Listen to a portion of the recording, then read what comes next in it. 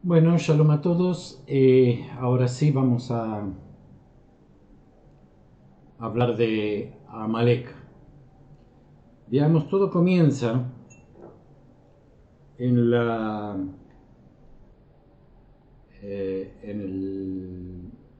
charla que di sobre si creen los judíos en Satanás. Entonces, eh, aquí Angie María me pregunta, me dice, hola Miguel, gracias por el vídeo. Pregunta entonces, ¿cuál sería la diferencia entre el Satán y Amalek?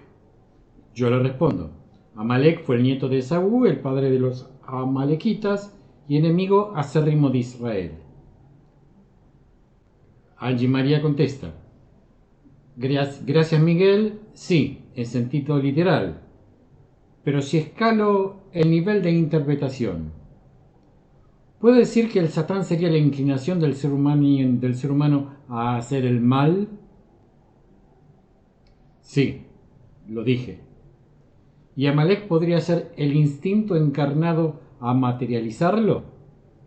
Mi pregunta va porque usualmente se utiliza el término de Amalek para hablar de maldad física hecha carne.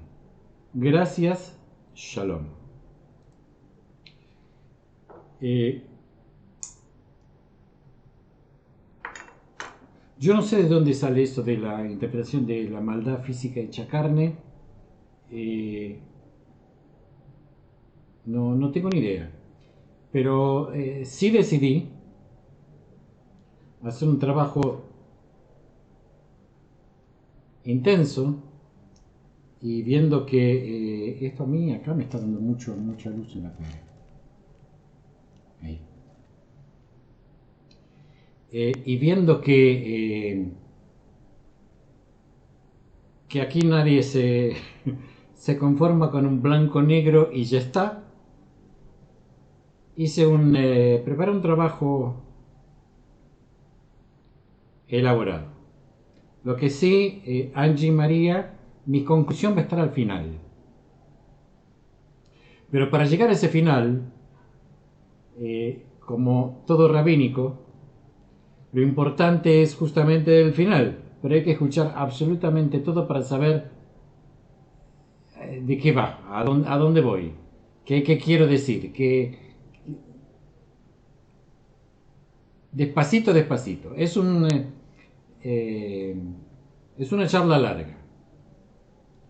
Bueno, Amalek o Amalequitas. Vamos a comenzar como siempre, con datos. Eh, eh, Primero, los datos bíblicos que hay en la Biblia, en, eh, en el Tanaj, perdón, en la Torah. Sí, en el Tanaj. Entonces tenemos datos bíblicos, o sea, los amalequitas es una nación nómade al sur de Palestina. Cuando hablo de Palestina, hablo hasta lo que fue el mandato británico. Los amalequitas no eran árabes, que queden claro, sino que tenían un linaje relacionado con los edomitas. Edom, ¿se acuerdan? Son los descendientes de Esaú, hermano de Jacob. Se lo llamaba Edom porque era pelirrojo. O sea que por lo tanto tienen una hermandad con todo lo que sean los hebreos. Esaú, hermano de Jacob. Abraham, Isaac y Jacob, de ahí dependemos nosotros. Abraham, Isaac y Esaú, ahí vienen los amalequitas. Se puede concluir que a partir de esta genealogía, difícil palabra que se me ocurre. Lo podemos sacar de Génesis 36:12 y en Crónicas 1:36. Veamos, Amalek era hijo de Elifaz.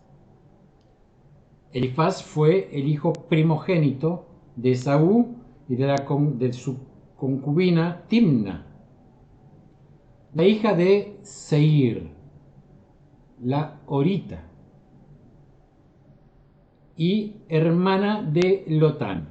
Esto está en Génesis 36:12. Y compárese. Timna como el nombre de un jefe o clan de Edom. Timna era el jefe de un clan edomita, lo vemos en el versículo 40 del mismo Génesis. Por otro lado, me sonrío porque más datos hoy no voy a poder dar. Por otro lado, en Génesis 14:7 habla de los amalequitas en el sur de Palestina, en la época de Abraham Avinu. Fijarse, tomar en cuenta esto. Era el origen de los amalequitas, era de origen oscuro,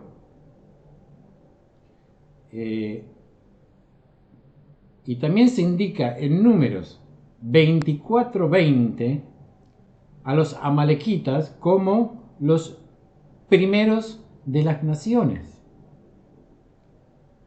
Los amalequitas fueron los primeros en entrar en contacto con los israelitas. Esto lo vemos en Éxodo 17:8.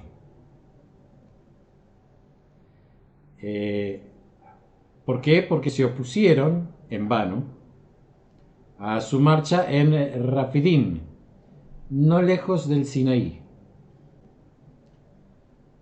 Nuevamente comparar esto con Deuteronomio 25:17, que dice textualmente: golpeando a los últimos y a todos los débiles. Voy a explicar algo. Cuando se hacía una marcha, los que iban al final, en la retaguardia, eran los enfermos, los débiles. Los que iban al frente eran los más aguerridos. Y al final, iban las mujeres, los débiles. Y acá en Deuteronomio 25:17 habla que los amalequitas atacaron a traición, o sea, de atrás para adelante. Bueno, de atrás, porque se quedaron atrás, no siguieron.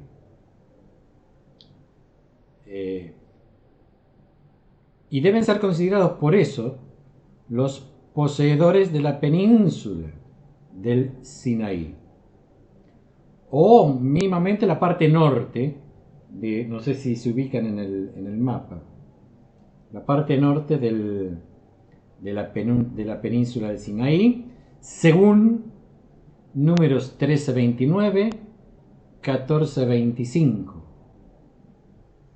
que habla de los amalequitas derrotando a los israelitas en las tierras bajas. Versículo 43 y versículo 45. Y ocuparon también el sur de Palestina, junto con los cananeos. Esto se puede ver en Génesis 14:7. Ojo, en Génesis 14:7 habla que los amalequitas están en Mishpat, que es Kadesh, que pertenece a las tierras de pastoreos del Negev, no a las partes del cultivo.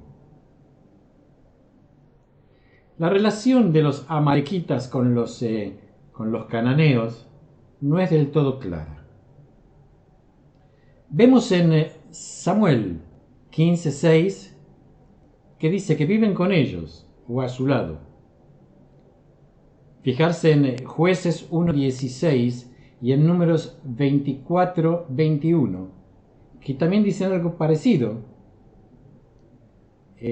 Mientras que en otro lugar dicen que están asociados a Israel, por ejemplo, en Samuel 27:10.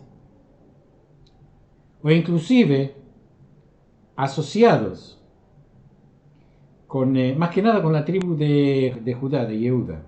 Samuel 27:10, Samuel 3:29 y Crónicas 2:55. Esto indicaría que los cananeos formaron un vínculo de conexión entre los israelitas y las tribus del sur y los amalequitas. Génesis 15:19, que predice el despojo de los cananeos por parte de Israel.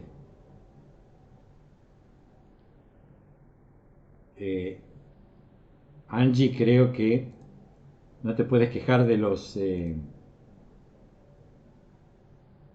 datos por ahora, de los datos bíblicos. Veamos de dónde está la enemistad con Israel. Seguimos con el mismo Tanaj. Los amalequitas siempre aparecen como hostiles hacia Israel. Ver, por ejemplo, Jueces 3:13, juntos con los amonitas, ayudan a Eglón de Moab. Jueces 6:3, 33 y 7:12, ayudan a los medianitas y a los hijos de Oriente contra Israel. Es por esto que Saúl dirige una expedición contra ellos. Eso está en Samuel 15. Y ahí se derrota y se captura al rey amalequita Agaga, que es el único, fijarse, tomar esto también como dato, es el único nombre amalequita, nombre de los amalequitas conservados.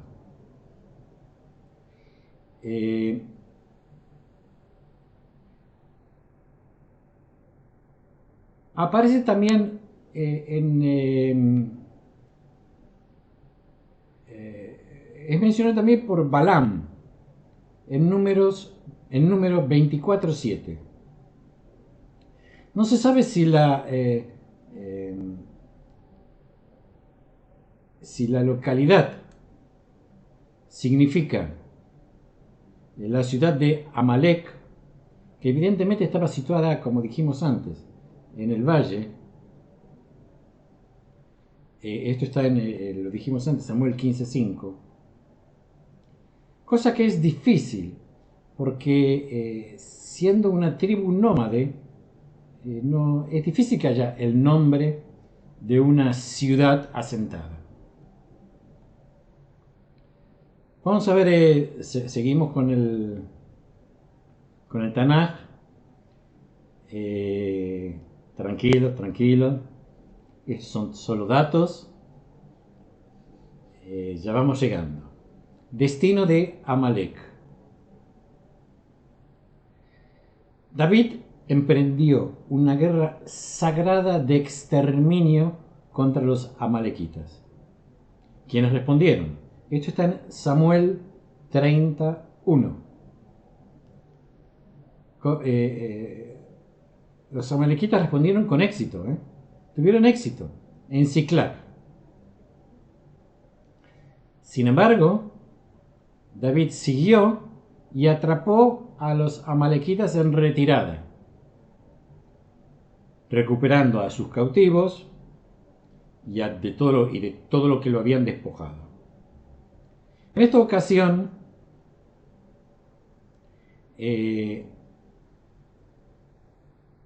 Los amalequitas hicieron incursión, como toda tribu de guerreros nómades, en camellos. Pero fueron totalmente derrotados y Amalek desaparece. De modo que parece que la nación de los amalequitas realmente hubiera sido exterminado por las guerras con Saúl y David. Crónicas 4, 42 y 43. Declara que en la época de Ezequías, 500 simeonitas aniquilaron al último remanente de los amalequitas que habían escapado, en el monte Seir. Y se asentaron ahí en lugar de los amalequitas. Y se aparentan las tribus de Amalek y de Edom. Y aparentemente ahí es el final. Vamos a ver qué dice la literatura rabínica.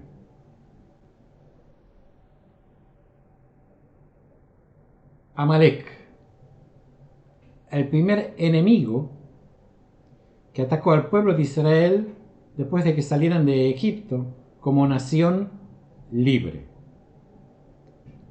Sabemos que, y si no lo sabemos lo estudiaremos en otro momento, que el pueblo judío se convierte en nación justamente a la salida de Egipto.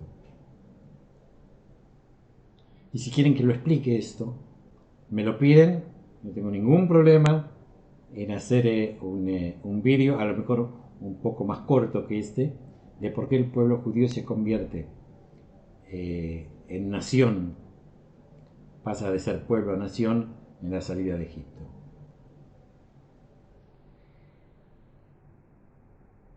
Amalek está citado dos veces en el Humash. Una en Éxodo 17, 14 y 16 y otra en Deuteronomio 25, 19. Como aquel contra quien se debe hacer la guerra hasta que su memoria sea borrada para siempre. Se convierte así en la literatura rabínica en el archienemigo de Israel.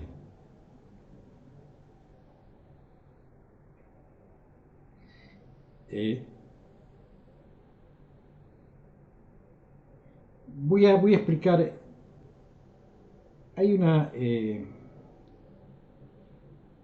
la interpretación hermenéutica dice que cuando algo se repite en dos versículos distintos, se toma, no hay interpretación, se toma textualmente. O sea,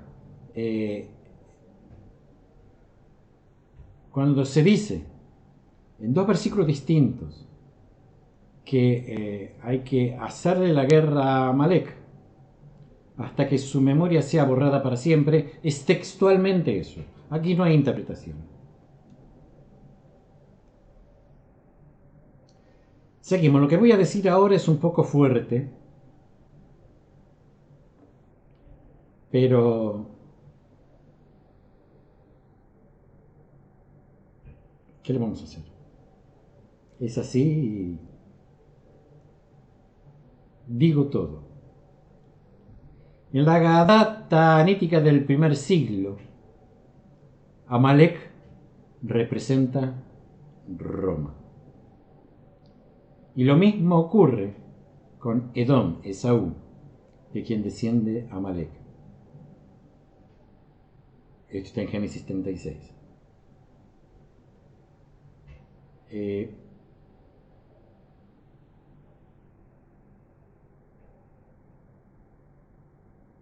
Cuando digo representa a Roma,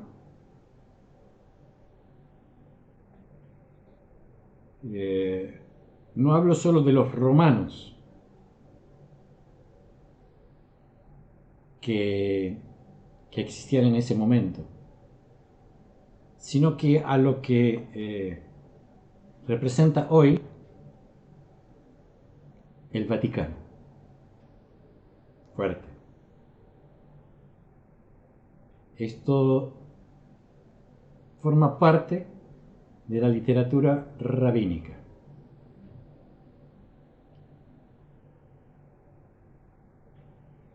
Amalek mostró el odio más intenso hacia Israel, heredó la hostilidad de Esaú hacia su hermano Jacob. Cuando otras naciones dudaron en dañar a los escogidos de Dios, su mal ejemplo los indujo a unirse a él a la lucha. Textualmente, como ladrón asaltó a Israel, como un enjambre de langostas, como una sanguijuela ávida de sangre, como una mosca en busca de llagas para alimentarse. Una mosca en busca de llagas para alimentarse. ¿Por qué? Veamos. La palabra Amalek en hebreo, Am-lak. Am, pueblo. Lak, el infinitivo de lak es lelaklek, lamer. El pueblo que lame.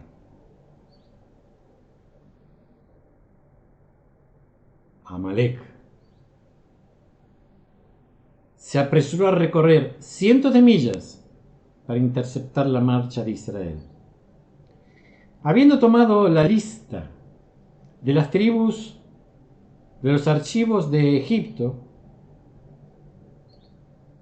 dispuso sus guerreros frente al campamento israelita sobre la cual la gloria de Dios descansaba como nube protectora. Y llamó en voz alta los nombres de las tribus, uno tras otro, y fingiendo tener negocios, queriendo tener negocios con ellos, mató a traición a los últimos. O sea, mientras hacía que quería tener negocios con los jefes, de traición por atrás,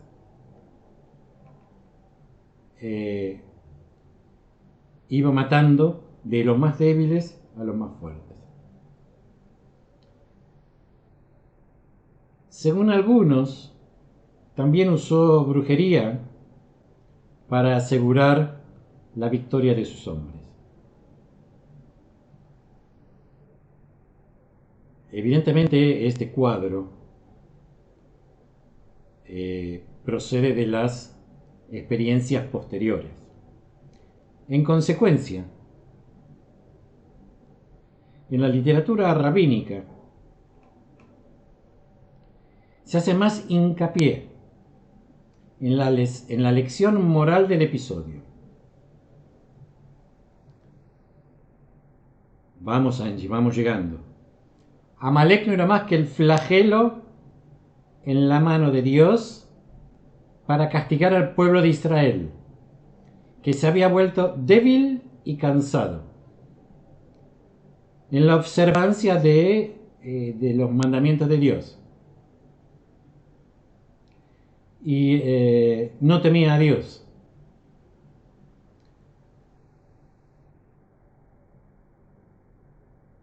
¿Se acuerdan que hablamos del sitio de la ciudad Refadim? Fijarse que Refadim viene de dos palabras. Rafú y Adaim, que en hebreo son las manos se debilitaron. O sea, ¿era realmente una ciudad o era que realmente las manos se habían debilitado? Por eso en Éxodo 17, 7 y 8 se pregunta, ¿está el Señor entre nosotros o no? Es como un niño descarriado que vuelve corriendo hacia su padre cuando un perro viene gruñendo. Los israelitas no se preocuparon por la obra de Dios hasta que, como un perro, Amalek vino a morderlos. Entonces Moisés ayunó, oró, diciendo,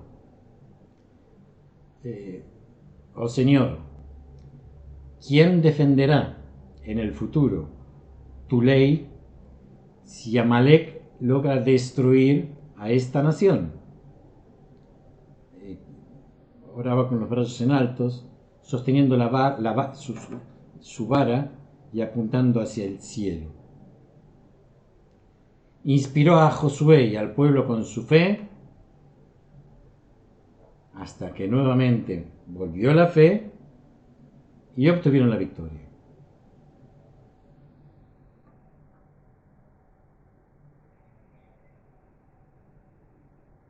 Por dura que parezca la orden de borrar la memoria de Amalek, su justificación se vio en la indulgencia mostrada por el rey Saúl hacia Agar, el rey de los amalequitas, ¿se acuerdan? En Samuel 15:9, que hizo posible que Amán haga un complot contra los judíos y solo pudo ser contrarrestado por Mordejai, por Mardoqueo. Esto lo vemos en Purim. Por eso en Purim, cuando leemos la Megilat Esther y decimos acuérdate de lo que Amalek te hizo, que figura también en Deuteronomio 25, 17, 19. Esto se lee Shabbat Zachor, que es el sábado antes de Purim.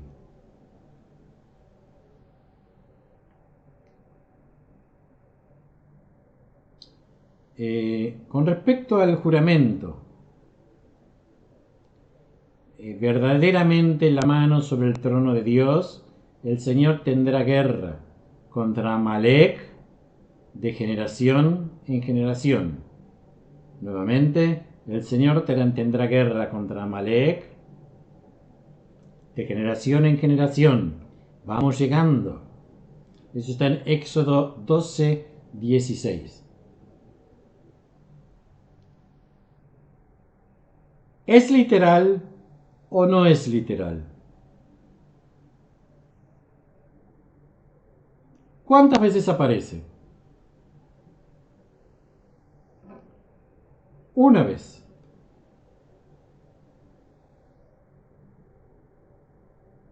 No es literal. O sea que aquí hay que interpretar. ¿Qué dicen nuestros rabinos sabios?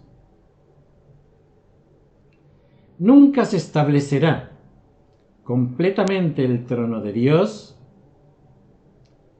el Señor de la verdad, la justicia y el amor, hasta que la semilla de Amalek, que es el principio del odio y la maldad, sea destruido para siempre. A partir de entonces, Amalek se convirtió en el término popular para el que odia a los judíos. Repito, se convirtió en el término Amalek popular, o sea, todo lo que odia a los judíos se los llama Amalek.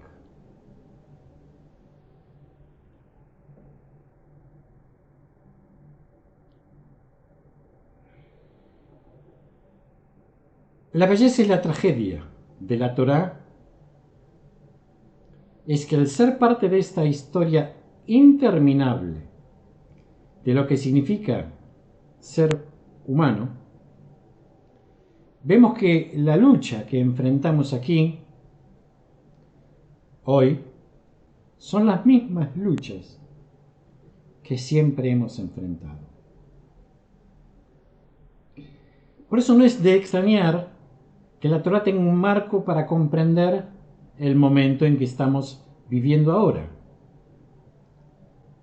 Un momento en el que parece que nuestra sociedad ha decidido vilipendiar, hoy estoy usando palabras muy difíciles, vilipendiar a los más débiles.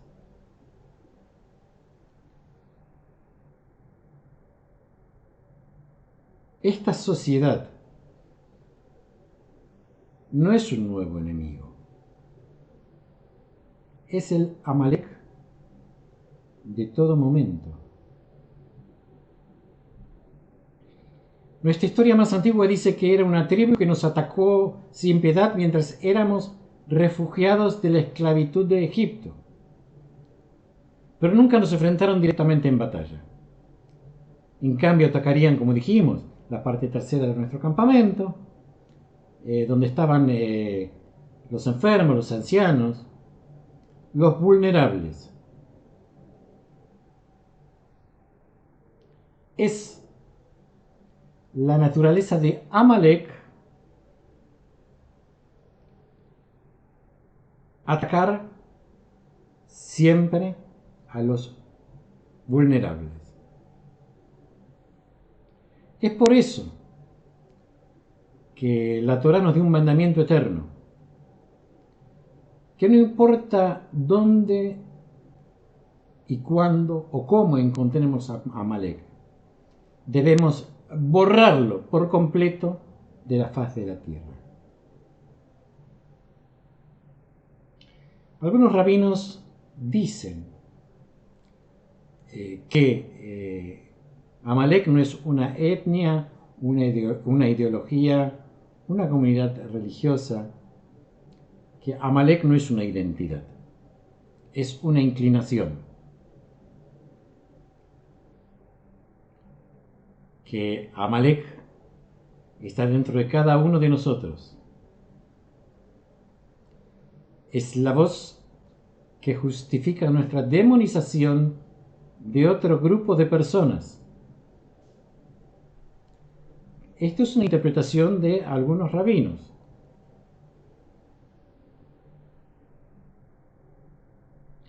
Podemos estar de acuerdo, como no.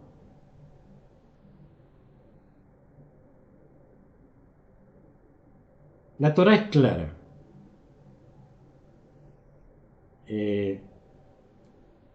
Angie María. Una de las razones por las que estamos aquí es acabar con Amalek. Pero esto es un mandamiento peligroso, porque cuando identificamos a cualquier grupo, ya sea religioso, étnico, ideológico, como intermediario o irremediablemente como Amalek,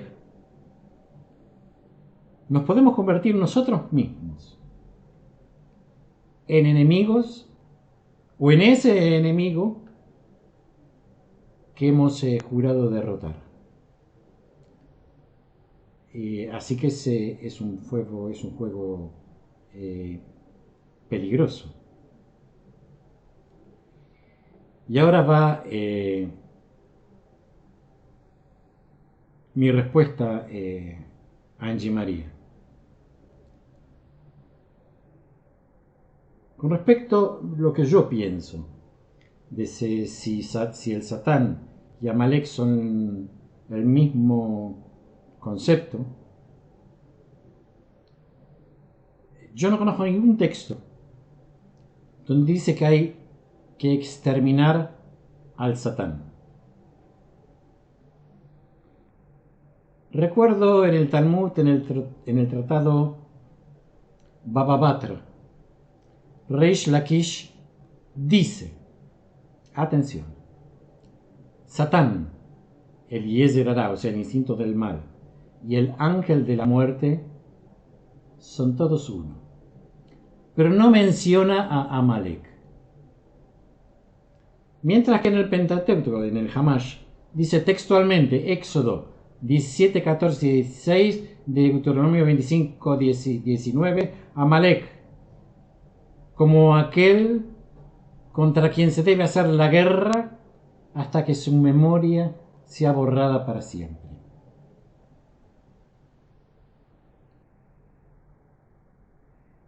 Lo que acabo de decir está escrito.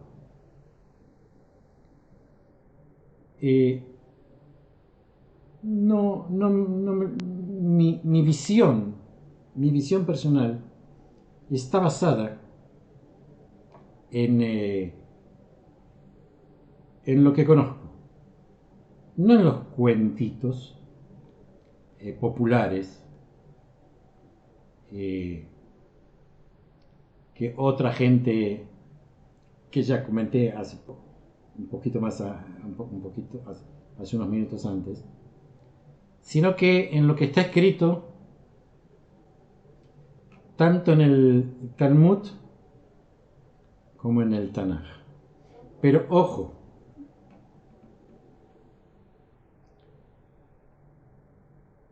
lo que creo también es que Amalek no está destruido. Está esperando en silencio.